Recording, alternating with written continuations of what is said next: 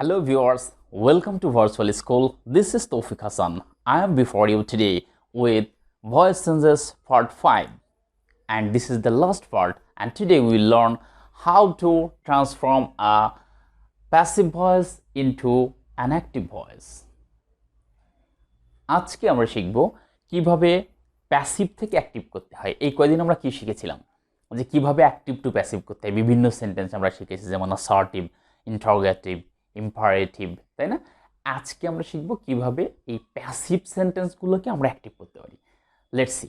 দেখো, আমরা প্রথমে অ্যাসার্টিভ সেন্টেন্স নিয়ে যদি কথা বলি, তাহলে ফার্স্ট দেখো আমি বোর্ডে কয়েকটি বিষয় লিখে রেখেছি। এটা খুবই ইম্পর্ট্যান্ট, তোমাদেরকে একটু ভালো করে খেয়াল করতে হবে। যদি আমরা প্যাসিভ থেকে অ্যাক্টিভ করতে যাই, তাহলে পর্যায়ক্রমে কোন কোন কাজগুলো করলে আমাদের প্যাসিভ সেন্টেন্সটি অ্যাক্টিভ হয়ে যাবে সেটা আমরা দেখব। প্রথমে কি করতে হবে? প্রেপোজিশনের পরের অবজেক্টকে সাবজেক্ট করব। অর্থাৎ একটা প্যাসিভে আমরা জানি যে লাস্টে প্রেপোজিশন থাকে, তারপরে একটা অবজেক্ট থাকে, তাই না? ওই যে অবজেক্টটি থাকবে, আমরা সেটাকে প্যাসিভ অ্যাক্টিভ করার সময় ওই অবজেক্টটাকে কি করব? সাবজেক্ট করব। নাম্বার 2, বিইং না থাকলে, যদি ওই সেন্টেন্সের মধ্যে, ওই প্যাসিভ সেন্টেন্সের মধ্যে বিইং না থাকে, বিইআইএনজি, বিইং, এটা যদি না থাকে, তাহলে অ্যাম ইজ আর বাদ দিয়ে ভি অন লিখব। বিইং না থাকলে অ্যাম ইজ আর যদি থাকে, তাহলে সেটা বাদ দিয়ে কি লিখব? ভি অন, অর্থাৎ ভার্বের বেস ফর্ম লিখব। এবং ওয়াজ ওয়ার বাদ দিয়ে ভি টু লিখব, অর্থাৎ ভার্বের ফার্স্ট ফর্ম লিখব। আর যদি বিইং থাকে তাহলে কি করব? যদি বিইং থাকে তাহলে উক্ত এ ভি লিখেছে, অক্সিলিয়ারি ভার্ব, অর্থাৎ সাহায্যকারী ভার্ব যেটা থাকবে। বিইং থাকলে উক্ত সাহায্যকারী ভার্ব থেকে যাবে, এবং ওই বিইং বাদ দিয়ে আমরা ভার্বের সাথে আইএনজি লিখব। বিষয়টা একটু ভালো করে খেয়াল করো। যদি এরকম হয় যে ওই সেন্টেন্সে বিইং নাই কিন্তু অ্যামিজার আছে, তাহলে সেই ক্ষেত্রে আমরা অ্যামিজার বাদ দিয়ে কি লিখব? ভি অন লিখব, অর্থাৎ ভার্বের বেস ফর্ম লিখব। আর যদি ওয়াজ ওয়ার থাকে তাহলে সেটা বাদ দিয়ে ভি টু লিখব। আবার যদি বিইং থাকে, তাহলে ওই যে সাহায্যকারী ভাব থাকবে, অ্যামিজার থাকুক বা ওয়াজার থাকুক, have been, has been, had been, যাই থাকুক না কেন, ওটা থেকে যাবে, এবং বিইংটা আমরা বাদ দিয়ে মূল ভার্বের সাথে আইএনজি লিখে ফেলবো। ঠিক আছে? 3 নম্বরে কি আছে? যদি নেগেটিভ সেন্টেন্স হয়, অর্থাৎ ওই সেন্টেন্সে যদি নট থাকে সাহায্যকারী ভার্বের পরে, সেই ক্ষেত্রে আমরা কি করব? সেই ক্ষেত্রে নেগেটিভ সেন্টেন্সের ক্ষেত্রে আমরা অ্যাম, ইজ, আর বাদ দিয়ে ডু বা ডাজ লিখবো। অর্থাৎ am not, is not, are not যদি থাকে তাহলে ডু নট বা ডাজ নট লিখবো অ্যাকর্ডিং টু দ্য সাবজেক্ট। ওকে? আর যদি ওয়াজ থাকে বা ওয়ার থাকে, ওয়াজ বা ওয়ার, আমি এখানে ওয়াজ লেখা আছে, এখানে ওয়ারও হবে আর কি, তাহলে ওয়াজ ওয়ার বাদ দিয়ে আমরা কি লিখবো? ডিড লিখবো। ঠিক আছে? অর্থাৎ ওয়াজ নট, ওয়ার নট বাদ দিয়ে আমরা ডিড নট লিখবো। এরপরে কি আছে দেখো, বি যদি থাকে, বিই বি, এই বি বাদ দিয়ে ভি অন, অর্থাৎ ভার্বের বেস ফর্ম। বিন যদি থাকে, বি ডাবল ইএন, বিন, এটা যদি থাকে তাহলে সেটা বাদ দিয়ে ভি থ্রি লিখবো, অর্থাৎ ভার্বের ফার্স্ট পার্টিসিপল ফর্ম লিখবো। আর বিইং বাদ দিয়ে ভার্বের সাথে আইএনজি লিখবো যদি বিইং থাকে, সেটা আগেও বলেছি। আর নাম্বার 5 আমরা কি করব? প্যাসিভের যে সাবজেক্ট থাকবে, প্যাসিভ সেন্টেন্সের সাবজেক্ট থাকবে, প্রথমে যে সাবজেক্টটি আমরা লিখবো ওইটা হচ্ছে এবার অবজেক্ট করে ফেলবো। ওটাকে কি করব? অবজেক্ট করে ফেলবো।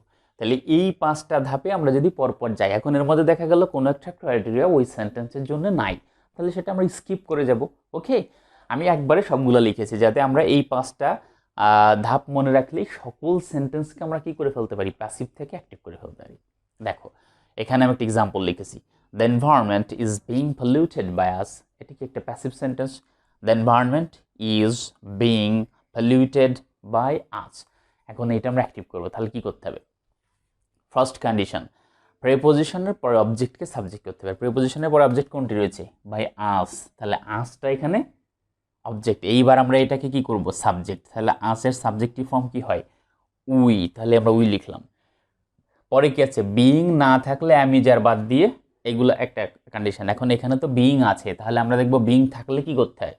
বিইং থাকলে ওই সাহায্যকারী ভার্ব থাকবে, এবং বিইং বাদ দিয়ে ভার্বের সাথে আইএনজি লিখবো। তাহলে সাহায্যকারী ভার্ব কি আছে? ইজ। ইজ এখানে থাকবে। ইজ থাকবে বলতে কি? অ্যাম, ইজ, আর, এই তিনটার যে কোনো একটা। এটা নির্ভর করবে কিসের উপর? It depends on the subject. তাহলে এখানে উই হচ্ছে সাবজেক্ট, তাহলে উই এর পরে তো ইজ বসে না, কি লিখবো আমরা? আর লিখবো। তাহলে উই আর, এরপরে কি ছিল কথা? বিইং বাদ দিয়ে ভার্বের সাথে আইএনজি, তাহলে বিইং বাদ দিলাম, পলিউট, মূল ভার্বের সাথে আমরা আইএনজি লিখলে কি হবে? পলিউটিং। We are polluting. এরপরে কি কথা ছিল, বি বাদ দিয়ে ভি ওয়ান, এখন বি বিন এগুলো কিছুই তো এখানে নাই, তাহলে এখানে আমাদের আর কাজে লাগছে না। নম্বর 5 প্যাসিভের যে সাবজেক্ট থাকবে সেটাকে অবজেক্ট করবো। এখানে সাবজেক্ট কোনটা ছিল, দ্য এনভায়রনমেন্ট, তাহলে আমরা এইটাকে এবার অবজেক্ট করব, তাহলে দ্য এনভায়রনমেন্ট, এনভায়রনমেন্ট, হ্যাঁ আচ্ছা। তাহলে এখানে কি হলো, the environment is being polluted by us, এটা যখন আমরা অ্যাক্টিভ করলাম তখন কি হলো, we are polluting the environment. তাহলে এই ধাপগুলো আমরা যদি পরপর শুধু অনুসরণ করে যাই তাহলে কি আমরা আমাদের কাঙ্ক্ষিত রেজাল্ট পেয়ে যাচ্ছি। ক্লিয়ার? এখন দেখো আমরা আর একটা সেন্টেন্স যদি দেখি, সেটা হচ্ছে a liar is not liked by us। হ্যাঁ এটা লিখলাম, বাই এভরিবডি যে কোনো কিছু হতে পারতো, যাই হোক আমরা একটা সেন্টেন্স লিখলাম, a liar is not liked by us. তাহলে এইটা যদি আমরা প্যাসিভ করতে অ্যাক্টিভ করতে চাই, এটা একটা প্যাসিভ সেন্টেন্স, রাইট? তাহলে এইটা আমরা যদি এখন অ্যাক্টিভ করতে চাই তাহলে কি করব? প্রথমে কি ছিল, বাই প্রিপোজিশনের পরের অবজেক্টকে সাবজেক্ট করব, তাহলে এখানে উই, তাই না? প্রিপোজিশনের পরে আস আছে, এটাকে যদি সাবজেক্ট করি তাহলে কি হবে, উই। এইবার কি ছিল কথা, যদি নেগেটিভ সেন্টেন্স হয় তাহলে অ্যাম ইজ আর, এই যে এখানে নেগেটিভ সেন্টেন্সের ক্ষেত্রে অ্যাম ইজ আর বাদ দিয়ে ডু বা ডাজ, আর ওয়াজ আর বাদ দিয়ে ডিড। তাহলে এখানে নেগেটিভ সেন্টেন্স ইজ নট আছে, তাহলে অ্যাম ইজ আর বাদ দিয়ে কী হবে, ডু বা ডাজ। তাহলে উই এর পরে কি হয়, ডু, কারণ আমরা জানি subject third person singular number হলে ডাজ হয়, আর অন্য সকল ক্ষেত্রে ডু হয়। তাহলে উই ডু নট। এরপরে কি ছিল কথা, অ্যামিজার বাদ দিয়ে কী হওয়ার কথা, প্রথমেই লেখা আছে ভি অন, তাহলে আমরা কি লিখব, মানে অ্যামিজার যদি থাকে সাহায্যিক হিসাবে, বিইং না থেকে তাহলে ভি অন, তাহলে আমরা উই ডু নট লাইকের ভি অন কি হয়, like, we do not like. এরপরে অন্য অন্য কোনো ক্রাইটেরিয়া এখানে কাজে লাগছে না, কোনো শর্ত এখানে প্রয়োজন নাই। এরপরে আছে সরাসরি আমরা এই সাবজেক্টটিকে এবার অবজেক্ট করে ফেলবো, তাহলে we do not like a liar, হয়ে গেল। এটা হচ্ছে অ্যাক্টিভ। এই অ্যাক্টিভটাকে কিন্তু আমরা প্যাসিভ করলে এটাই পাবো, তাই না? We do not like a liar, তাহলে আমরা এটা প্যাসিভ করতে গেলে কী করতাম, আগে এই যে এটা অবজেক্ট যেটা সেটাকে আবার সাবজেক্ট করতাম, তাহলে আ লায়ার, তারপরে ডু নটের পরিবর্তে আমরা ইজ নট লিখতাম, তাই না? তাহলে a liar is not liked by us, ওটা হচ্ছে উপরের সেন্টেন্সটা। তাহলে এইভাবে আমরা কী করতে পারবো, প্যাসিভ থেকে খুব সহজে অ্যাক্টিভ করে ফেলতে পারবো। ক্লিয়ার? তাহলে এতক্ষণে নিশ্চয়ই তোমাদের এটা লেখা হয়ে গিয়েছে বা তোমরা দেখে নিয়েছো। এইবার আমরা এটা, আমি এখানে একটু মুছে দিই, অন্য একটি বিষয় নিয়ে আলোচনা করি। যেমন এতক্ষণ আমরা কি দেখেছি যে প্রিপোজিশনের পরে যদি অবজেক্ট থাকে তাহলে সেটাকে আগে আমরা সাবজেক্ট করে ফেলতেছি, কিন্তু অনেক সেন্টেন্স আছে না যে এখানে প্রিপোজিশনই থাকবে না, অর্থাৎ এই অবজেক্টটি টোটালি উজ্জ্ব থাকবে। সেই ক্ষেত্রে আমরা কি করব, প্রিপোজিশনের পরে কোনো অবজেক্ট নাই, অর্থাৎ টোটালি ওই সেন্টেন্সের অবজেক্টই নাই, উজ্জ্ব আছে, ওই প্যাসিভ সেন্টেন্সের অবজেক্ট যদি উজ্জ্ব থাকে সেই ক্ষেত্রে আমরা কী লিখব, সেই ক্ষেত্রে আমাদেরকে একটা সাবজেক্ট তো লিখতে হবে, তাই না? এখন অবজেক্ট যেহেতু দেয়া নাই, তাহলে আমরা প্যাসিভের থেকে অ্যাক্টিভ করার সময় কি করেছি, ওই অবজেক্টটাকে সাবজেক্ট করেছি, এখন সেই অবজেক্ট তো নাই, তাহলে কি করব, তাহলে অতিরিক্ত একটা অবজেক্ট নিয়ে আসব। সেই অবজেক্টগুলো কি কি হতে পারে, সেই অবজেক্টগুলো হতে পারে এরকম, মনে করো পিপল, হতে পারে দ্য অথরিটি, হতে পারে the police,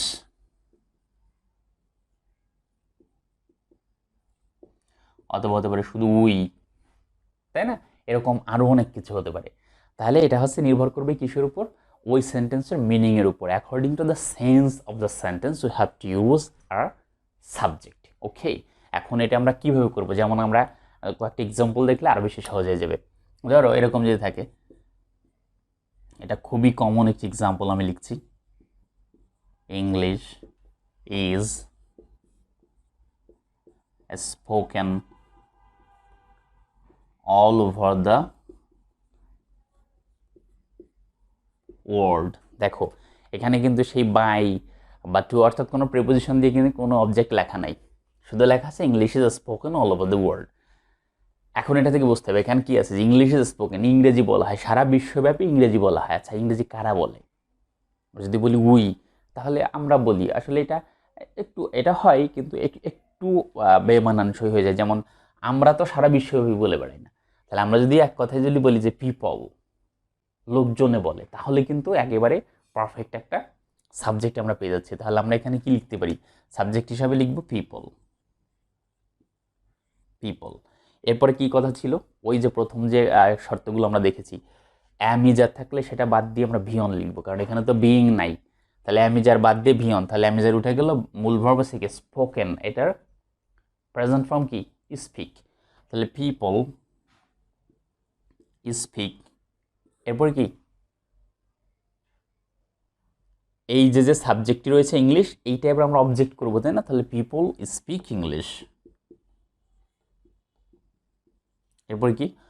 all over the world. দেখো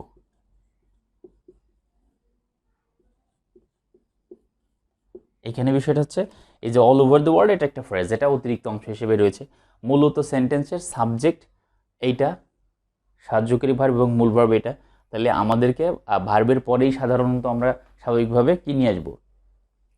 অবজেক্টটাকে নিয়ে আসবো, যার কারণে আমরা এই ইংলিশটাকে এখানে নিয়ে এসেছি। তাহলে people speak English all over the world, এইভাবে আমরা লিখতে পারি। আবার দেখো আরেকটা সেন্টেন্স যদি আমি লিখি, যদি এরকম হয় যে the thief was arrested, the thief was arrested, চোরটি গ্রেপ্তার হয়েছিল। আচ্ছা, চোরকে কে গ্রেপ্তার করবে? এখানে আমরা যদি বলি যে উই, তাহলে হবে, বা দ্য অথরিটি হবে, বা পিপল এগুলি হবে। এদের কারোরই কিন্তু অ্যারেস্ট করার ক্ষমতা নাই। যেহেতু এখানে অ্যারেস্ট শব্দটি রয়েছে, তাহলে এখানে কাকে অ্যারেস্ট করতে হবে? পুলিশকে। তাহলে আমরা এখানে সাবজেক্ট কি লিখব? The police, the police. Was were বাদ দিয়ে কি লিখতে হবে? ভি2 লিখতে হবে। তাহলে ওয়াজ আছে এখানে, এটা বাদ দিয়ে অ্যারেস্টেডের ভি2 arrested, right? Arrest, arrested, arrested. তাহলে আমরা এখানে লিখবো অ্যারেস্টেড, অ্যারেস্টেড। এরপরে এই যে সাবজেক্ট যেটা আছে এটা অবজেক্ট হয়ে যাবে, তাহলে অ্যারেস্টেড দ্য থিফ। তাহলে দেখো আমরা কিন্তু পেয়ে গেলাম যে দ্য থিফ ওয়াজ অ্যারেস্টেড, এটা আমরা প্যাসিভ অ্যাক্টিভ করতে গেলে কি লিখবো? The police arrested the thief. Clear? তাহলে এইভাবে কিন্তু আমরা কি করতে পারছি যে প্রত্যেকটা প্যাসিভকে অ্যাক্টিভ করে ফেলতে পারছি। তাহলে এটা হচ্ছে অ্যাসার্টিভ সেন্টেন্স গেল। এখন দেখো আমরা যদি ইন্ট্রোগেটিভ করি, আসলে ইন্ট্রোগেটিভের ব্যাপারটা কিন্তু সেম, শুধু সাহায্যকারী ভার্বটাকে সাবজেক্টের আগে লিখতে হয়। এটা ছাড়া তো আর সকল কিছুই অ্যাসার্টিভের মতো। আমরা যখন অ্যাক্টিভ টু প্যাসিভ করেছি তখন আমরা এভাবে শিখেছি। এখন দেখো আমরা এটা কীভাবে করতে পারি যদি ইন্ট্রোগেটিভ সেন্টেন্স হয়। হ্যাঁ, এতক্ষণ আমরা অ্যাসার্টিভ শিখেছি, এখন দেখো যদি ইন্ট্রোগেটিভ সেন্টেন্স হয় তাহলে আমরা কি করব? ইন্ট্রোগেটিভ সেন্টেন্সের ক্ষেত্রে আমরা কি করতে পারি? যেমন আমরা একটা এক্সাম্পল দেখি, has your lesson been prepared by you? দেখো, has your lesson been prepared by you, যদি আমরা এটাকে এখন অ্যাক্টিভ করতে চাই তাহলে আমাদের প্রথম শর্ত কি ছিল? এই যে প্রিপোজিশনের পরে যে অবজেক্টে থাকবে সেটাকে আমরা সাবজেক্ট করব, রাইট? তাহলে এবার এই ইউটাকে সাবজেক্ট করব, কিন্তু তার আগে একটা শর্ত আছে, সেটি হচ্ছে এটি যেহেতু একটা ইন্ট্রোগেটিভ সেন্টেন্স, তাহলে সাবজেক্টের আগে কি লিখতে হবে? অক্সিলিয়ারি ভার্ব, অর্থাৎ সাহায্যকারী ভার্বটাকে সাবজেক্টের আগে লিখতে হবে। কারণ সাহায্যকারী ভার্ব এখানে কি দেওয়া আছে? হ্যাজ থাকলে কি বুঝবো আমরা? হ্যাভ অথবা হ্যাজ, এই দুটার যে কোনো একটা হবে, তাই না? তাহলে এটা নির্ভর করবে কার উপর? এইখানে আমরা এখন যে সাবজেক্ট লিখবো তার উপর। তাহলে সাবজেক্ট এখানে কি লিখছি? ইউ। তাহলে ইউ এর পরে কি হয়? হ্যাভ না হ্যাজ? হ্যাভ। তাহলে আমরা কি লিখবো? Have you. যেহেতু এটা ইন্ট্রোগেটিভ সেন্টেন্স তাই সাহায্যকারী ভাবটি আমরা সাবজেক্টের আগে লিখছি, হ্যাভ ইউ। এবার দেখো ওইখানে একটা শর্ত ছিল যে যদি বিন থাকে তাহলে সেটা উঠে যে ভি3 হবে, যদি বি থাকে তাহলে উঠে যে ভিয়ন হবে। তাহলে এখানে বিন আছে, তাহলে হ্যাভ ইউ এটা আমরা বাদ দিব, উঠে যে ভি3, প্রিপেয়ার্ড এখানে ভি3 দেওয়া আছে, আমরা সেটা লিখবো হ্যাভ ইউ প্রিপেয়ার্ড। এরপরে কি? সাবজেক্ট যেটা আছে সেটা এবার অবজেক্ট হয়ে যাবে। সাবজেক্ট কি ছিল? ইয়োর লেসন, তাই না, এই সেন্টেন্সের জন্য। তাহলে have you prepared your lesson, আর লাস্টে নোট অফ ইন্টারোগেশন তো দিতেই হবে। তাহলে দেখো আমরা কিন্তু পেয়ে গেলাম has your lesson been prepared by you, এখানে আমরা অ্যাক্টিভ করে ফেলেছি have you prepared your lesson. Clear? এখন দেখো ডাব্লিউএইচ কোশ্চেন দিয়ে যদি কোনো সেন্টেন্স থাকে সেই ক্ষেত্রে আমরা কি করব? সেক্ষেত্রে আমরা কি শিখেছিলাম? অ্যাক্টিভে শিখেছিলাম যদি হু থাকে তাহলে আমরা বাই হুম লিখব। তাহলে এবার তার উল্টা হয়ে যাবে না ব্যাপারটা? তাহলে যদি আমরা প্যাসিভে দেখি বাই হুম লেখা আছে, তাহলে এইটা অ্যাক্টিভ করতে গেলে কি লিখব? হু লিখব, কারণ এটা আমরা অ্যাক্টিভ টু প্যাসিভে শিখেছিলাম যে হু থাকলে বাই হুম হবে। আর এখন সেটা উল্টা করছি না, প্যাসিভ টু অ্যাক্টিভ করছি, তাহলে আমরা কি লিখব? বাই হুম থাকলে হু লিখব। আবার আরেকটা জিনিস আমরা শিখেছিলাম অ্যাক্টিভে, সেটা হচ্ছে কি, যদি কখনো হোম থাকে তাহলে কি লিখব? হু। হোম থাকলে হু। তাহলে এখন এইখানে দেখো যদি প্যাসিভে হু থাকে তাহলে আমরা এখানে কি লিখব? হুম। কি লিখব? হুম। উল্টা। ক্লিয়ার? আর অন্যান্য ডাব্লিউএস কোশ্চেন তো সবসময় একই থাকবে। তাহলে দেখো আমরা একটা এক্সাম্পল দেখি। যদি এরকম থাকে by whom were you called? by whom were you called? এটা যদি হয় তাহলে সেই ক্ষেত্রে আমরা কি করব? দেখো বাই হুমের পরিবর্তে কি লিখব? হু লিখব। তাহলে এখানে আমরা কি লিখলাম? হু। এরপরে ওয়াজ এর বাদ দিয়ে কি হওয়ার কথা ছিল? ভি2। তাহলে কল্ড এর ভি2 কল্ড, তাই না? কল কল্ড কল্ড, তাহলে কল কল্ড কল্ড। তাহলে এখানে আমরা কি পাচ্ছি? ভি2 কল্ড লিখতে হবে। তাহলে হু কল্ড, অবজেক্ট কি? ইউ। তাহলে হু কল্ড ইউ। এইভাবে কিন্তু আমরা প্রত্যেকটা চেঞ্জ করে ফেলতে পারবো। তাহলে ইন্টারোগেটিভ সেন্টেন্সও কিন্তু আমরা শিখে ফেললাম কিভাবে প্যাসিভ থেকে অ্যাক্টিভ করতে হয়। আসলে ব্যাপারটা হচ্ছে যদি তোমার অ্যাক্টিভ টু প্যাসিভ ক্লিয়ার থাকে তাহলে প্যাসিভ টু অ্যাক্টিভও কিন্তু অনেক সহজ হবে। আর এইটা যাতে তোমরা আসলে ক্লিয়ারলি শিখতে পারো, যার কারণে আমি একটু ডিটেলস আলোচনা করে পার্ট পার্ট করে আগে 4টা ক্লাস নিয়েছি কিন্তু এটার উপর। Voice change part 1, part 2, part 3, part 4 and today I am discussing about part 5। তাহলে আজকে আমরা কি শিখছি? প্যাসিভ থেকে কিভাবে অ্যাক্টিভ করা যায়। আচ্ছা, তাহলে ইন্টারোগেটিভ শিখলাম। এখন দেখো আমরা শিখব ইম্পারেটিভ সেন্টেন্স। ইম্পারেটিভ সেন্টেন্স থেকে আমরা কি করতে পারি, কিভাবে প্যাসিভ থেকে অ্যাক্টিভ করতে পারি।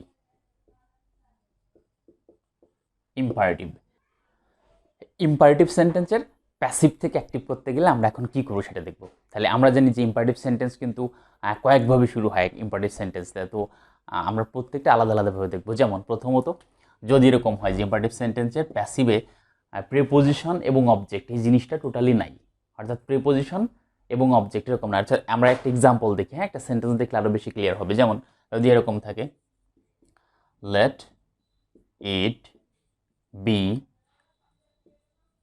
ডান, এটা ইম্পারেটিভের একটা প্যাসিভ সেন্টেন্স, এখানে কিন্তু প্রিপোজিশন বা নতুন কোনো অবজেক্ট কিছুই নাই। তাহলে লেট ইট বি ডান এই ধরনের সেন্টেন্স যদি হয় তাহলে সেই ক্ষেত্রে আমরা কী করবো? এটা কিন্তু খুবই সিম্পল। সেই ক্ষেত্রে আমরা জাস্ট ভি1 লিখব প্লাস অবজেক্ট লিখব, তাহলে কিন্তু শেষ। দেখো ভি1, এখানে মূল ভার্ব কোনটা রয়েছে? ডান। এটার প্রেজেন্ট ফর্ম বা ভি1 কী হবে? ডু। আর অবজেক্ট কোনটি? ইট। তাহলে আমরা কি লিখব? Do it. এটা কিন্তু হয়ে গেল, একেবারেই সিম্পল। তাহলে যদি কোনো ইম্পারেটিভ সেন্টেন্সে প্রিপোজিশন এবং অবজেক্ট এই পার্ট না থাকে সেক্ষেত্রে আমরা কি করব? সেই ক্ষেত্রে আমরা জাস্ট ভি1 প্লাস অবজেক্ট, যেমন লেট ইট বি ডান, এটা আমরা কি করেছি? ডানের প্রেজেন্ট ফর্ম হচ্ছে ডু আর অবজেক্ট তো ইট, ডু ইট। যদি এরকম হয় লেট দ্য ডোর বি শাট, তাহলে আমরা কি লিখবো? শাট দ্য ডোর, তাই না? এইভাবে। আচ্ছা, এবার দেখো আমরা আরেকটা বিষয় দেখি, সেটা হচ্ছে যদি প্রিপোজিশন থাকে, হ্যাঁ, যদি প্রিপোজিশন থাকে 2 নম্বরে প্রিপোজিশন যদি থাকে সেই ক্ষেত্রে আমরা কি লিখব? যেমন আমরা একটা এক্সাম্পল লিখে নিই আগে। Let the work be done by me. দেখো এখানে কি রয়েছে? প্রিপোজিশন এবং অবজেক্ট। এরকম যদি হয় তাহলে সেই ক্ষেত্রে আমরা কি করব? প্রথমে লেট লিখব। দেখো এখানে কিন্তু প্রথমে লেট লিখব। যদি এরকম হয় যে প্রিপোজিশন দেওয়া আছে তাহলে প্রথমে লেট লিখব, এরপরে কি লিখব? এই প্রিপোজিশনের পরে যে অবজেক্টটি থাকবে ওটা লিখব, প্রিপোজিশনের পরে যে অবজেক্টটি থাকবে ওটা লিখব। তাহলে এটা আমরা বলতে পারি যে দ্বিতীয় অবজেক্ট। দ্বিতীয় অবজেক্ট, প্রথম অবজেক্ট কোনটা রয়েছে? দ্য ওয়ার্ক, এটা একটা অবজেক্ট, তাই না? আর দ্বিতীয় আর একটা অবজেক্ট রয়েছে কোথায়? প্রিপোজিশনের পরে, তাহলে ওটা লিখব। এরপরে কি লিখব, ভি অন লিখব। মূল ভার্ব যেটা থাকবে অর্থাৎ বি এর পরে যে ভার্বটা থাকবে, হ্যাঁ বি এর পরে যে V3 যেটা করব আমরা সেটার ভি অন লিখব। এরপরে হচ্ছে প্রথম অবজেক্টটা লিখব। কোনটি?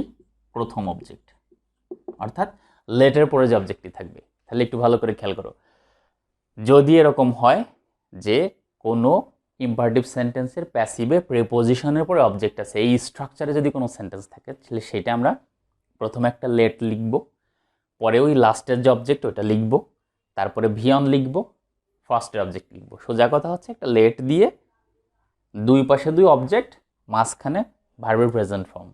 তাহলে আগে দ্বিতীয়টা লিখব, পরে প্রথমটা লিখব অবজেক্ট। এটা একটু খেয়াল রাখতে হবে যে আমরা দুইটা অবজেক্টের মাঝখানে ভার্ব বসাবো, কিন্তু আগে লিখব হচ্ছে শেষের অবজেক্টটা। ক্লিয়ার?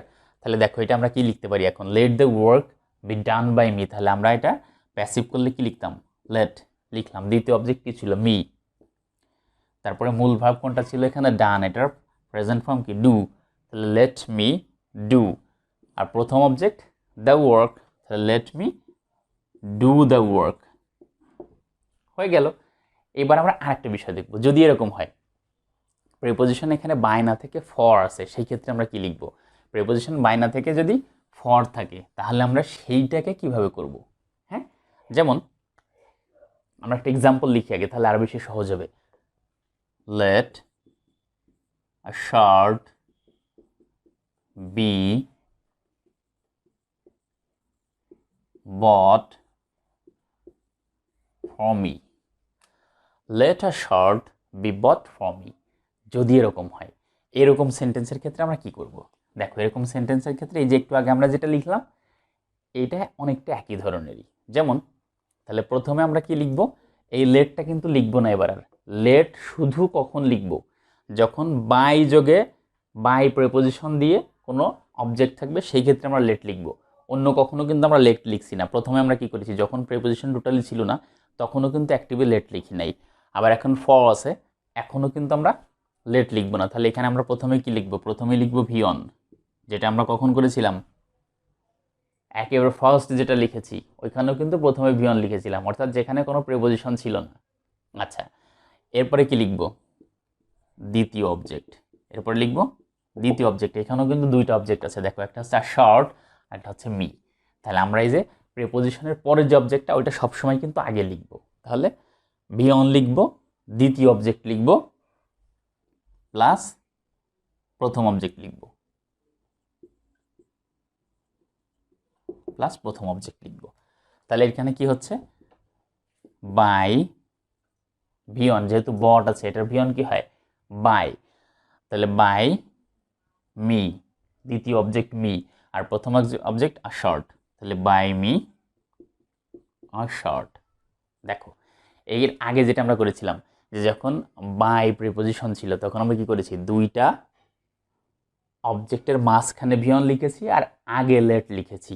আর যখন ফর আছে তখন আমরা কি করছি, লেট নাই এবং প্রথমে ভি অন লিখছি আর অবজেক্ট দুইটি পরপর লিখছি। তবে সবসময় কি বলেছি, লাস্টের অবজেক্টটি আগে লিখতে হবে। তাহলে আমরা এখানে কি করলাম, বাই মি লাস্টের অবজেক্ট, তারপর লিখেছি প্রথম অবজেক্টটা শার্ট।